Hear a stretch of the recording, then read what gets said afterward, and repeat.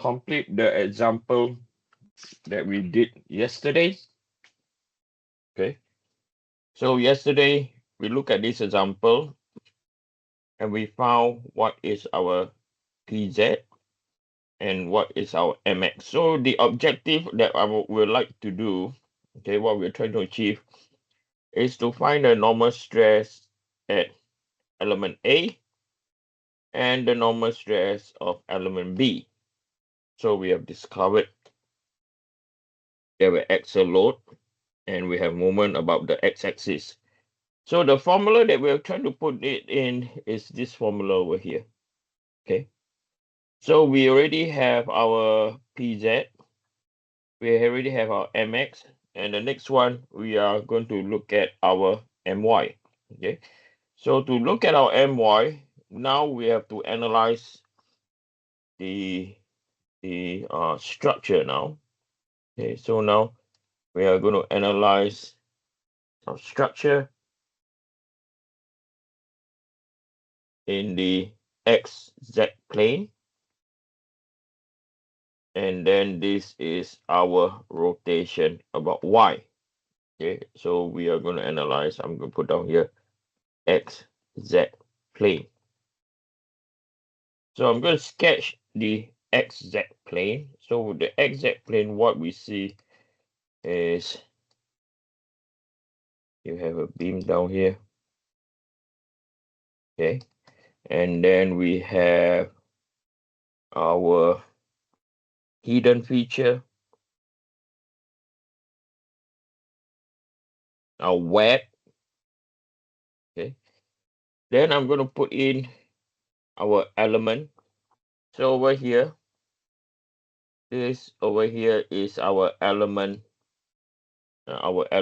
A, and over here is our element B, and I will try to squeeze in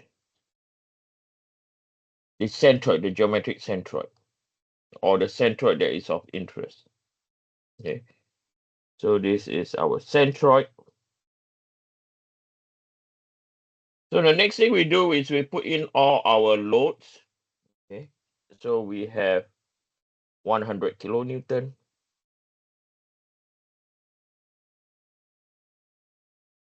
Then we have our 8 kilonewton twice.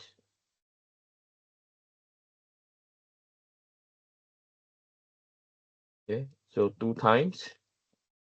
And then we have our 25 kilonewton, okay, somewhere around here.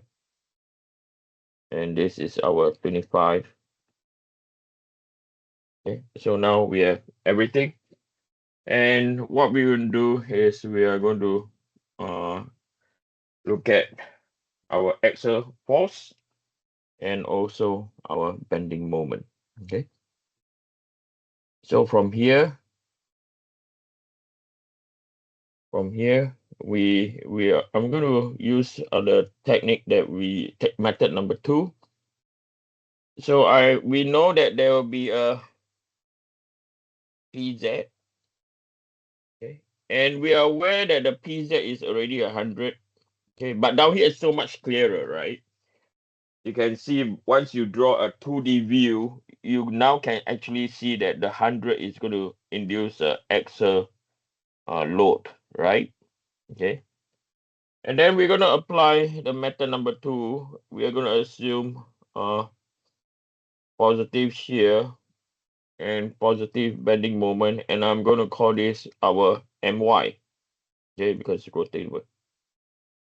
Okay, so this is assuming positive bending moment. So from here, as I said, I'm not going to bother about axial load because we already defined yesterday that we have an axial load of 100 kilonewton. So now we're going to deal. So we're going to take moment at this point over here. Okay. So the 2 times of 8 kilonewton, right? This force is perpendicular to the center of interest. So the distance to take is to the element, as you can see down here. Okay, so this is to the element. And this distance we know It is what this distance is 0.6 meters. Okay, let me check again. Yep, it's 0.6 meters. So from here, we are going to do summation of moments.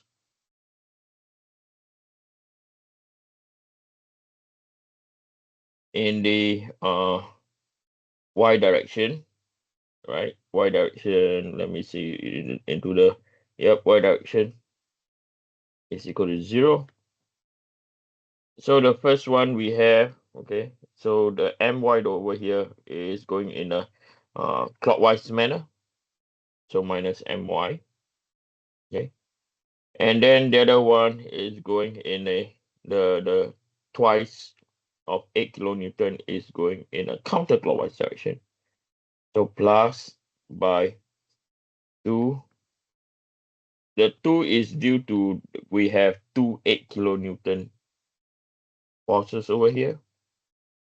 And then we multiply by a distance of 0.6. Okay.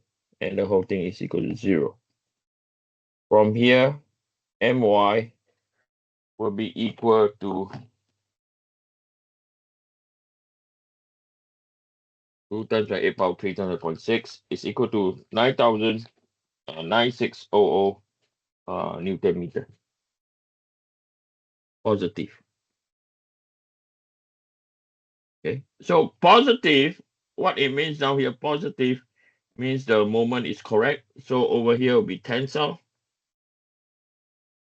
Over here will be compression. Okay. So from here again, we write down, we know that the formula we're going to use is stress Z is equal to my over Iyy multiplied by x. So we know that element A will be under compression. And then we know element B will be under tensile. Okay, or in other words, this is negative. This is going to be positive. Either one, whichever notation that you prefer, you decide. Okay, but it's important to write this down so it'll be easier for you later on when we analyze.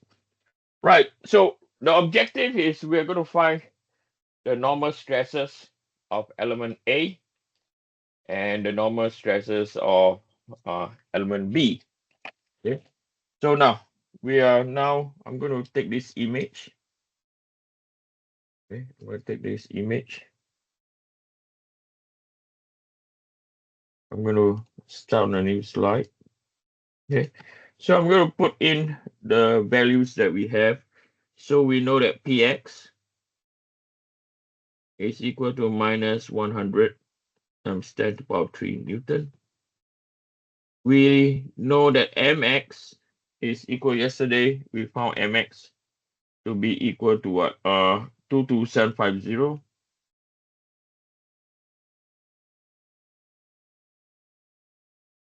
Newton meter. And 22750 is going in this way. So I'm going to sketch this now, okay? And this is our moment about x. Yeah, moment about x is doing this way, right? Okay, that's our moment about x. And then we know that we have our moment about y. And the moment about y, which we just analyzed, is equal to 960 Newton meter. Okay, and we found that this direction is going this way. So if we were to draw relative to our axis, right? So we know that this is coming down this way, right? So this is our my. So this is in compression, and this side is in tensile. So again, I'm going to do the stresses, okay? So we know that element A right? Element A, under the load, I better write down the formula, okay? So stress X, or stress Z is equal to PZ over A, PZ, yeah, over area. So I'm going to just do a table down here. You can also do this. So you have tensile. Oh, no, you have element A, and element B. And we know that Px over A both are going to be compressive. So you just put minus sign, negative. Then the next thing we are going to look at Mx. Okay. So we are going to look at stress X, stress Z is equal to Mx over Ixx multiplied by Y, right? So for element A, if we look at Mx, right, element A, moment about A, so we know that the moment vector, so this will be tensile over here. Now here will be compression, right? So element A will be positive with Mx. B will be equal to 0 because it's at the neutral axis. Okay, so put 0. So finally, my over Iyy multiplied by z. So for element A, right? For element A, is going to be in compression, right? For element B, right, it's going to be in a tension. So these are all your signs already. Everything is done. Okay. So what I'm going to do next, we are going to look at the stresses. We're going to actually calculate the stresses, and I need this diagram, or I need this value over here, or this table now. With the table, I also need this.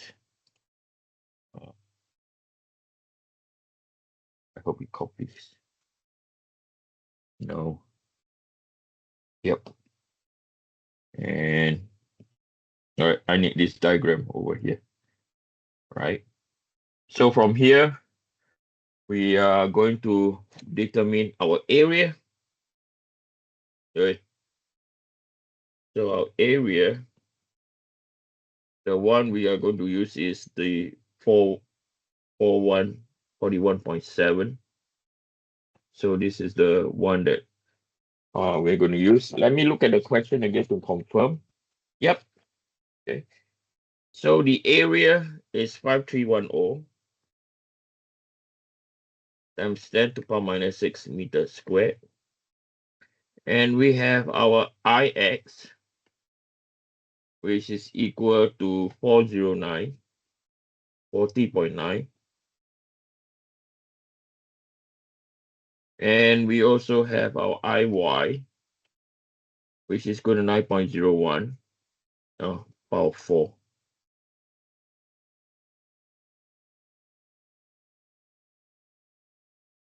Okay. So we have all the needed values. Now, so the first thing we're going to do is we are going to find our element A. Okay. So element A.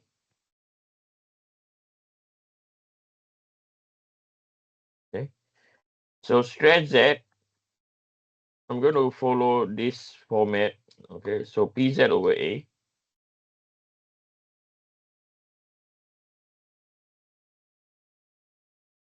Mx over Ixx multiplied by Y. My over Iyy multiplied by X. Now, at this stage, a lot of times students make mistake regarding what is the Y value and what is the X value. Okay. And that's it's not challenging, but it's just sometimes can deem confusing. So now we look at element A, we have negative, positive, negative. So we know now, right? We have compression, and then we have in mx we have tensile, right? And then in my, we have compression again. Okay, so now we write down stress z, sorry, for element A. So minus 100 times 10 to the power 3. And then we divide by the cross-sectional area is 5310 times 10 to the power minus 6. Okay, so our mx is in tension, positive. So the mx value is 22750. Divide by 40.9 Ix. Now, the y distance, okay? So the y distance is the vertical distance. So at element A, right? Element A over here, this is the y, right? The y distance. And we know that the centroid is over here, right? So the y is from here to here. Can you all see that? Okay. So when that's the case, that is going to be the d divided by 2. Okay. So this is equal to 0.205 divided by 2. Why 0.205? Because this is the depth, which is the d over here. And the d is the entire length, and element A is over here. That's why we divide by 2. Okay. As I said, this is where mistakes are made. Okay. Or once you clear finding what are the axial load and what are the bending moment, usually, okay, the next problem is the location and x and y. Okay, so you just need to know when you're looking for y, you just look at the what is the y is the vertical, right? So measurement has to be on the vertical. Moment about why we know that at element A will be compression. Okay, so now you can see how useful this table is, right? You can see how this analysis table is. You do something like that, you never go wrong. Okay, I know there's a lot of components for this chapter. Okay, you got axial load, two moments. Okay, you have to analyze, and then you have forces contributing moment about X and moment about Y. Okay, so there's a lot of components. Organize your data properly. That's the idea. Okay. Then we have minus. So moment about y is 9600. Right. That's why from here on, you don't need to worry about positive, negative already. Right. 9.01 times 10 to the power minus 6. So the next distance is the x. So x is left and right. Okay. So element A is 75 from the tip. Okay, so from here to here is 75. So what information we know, right, is we know that BF, okay, the width of the flange is 166. So we know from here to here, right, is 166, right? So the distance we want to find from here, what distance are we trying to locate? We are now trying to locate the distance from the what? From the centroid. So this is equal to 0.166 divided by 2 minus by 0.075. Okay, you can see that, right? So it's going to be small, okay, but we have to calculate it. So this will be equal to 0.0 or 0.166 divided by 2. And then we minus by 0.075. Okay, then from here, you write down, so minus 100 power 3 divided by 5310 power minus 6. You get minus 18.832 times 10 to the power 6. Then you plus, I'll do it again. Yep, 18.832. So you have 22750 times by 0.205 divided by 2 divided by 40.9 power minus 6. You get 57.0 0.014. Then you have 0.1662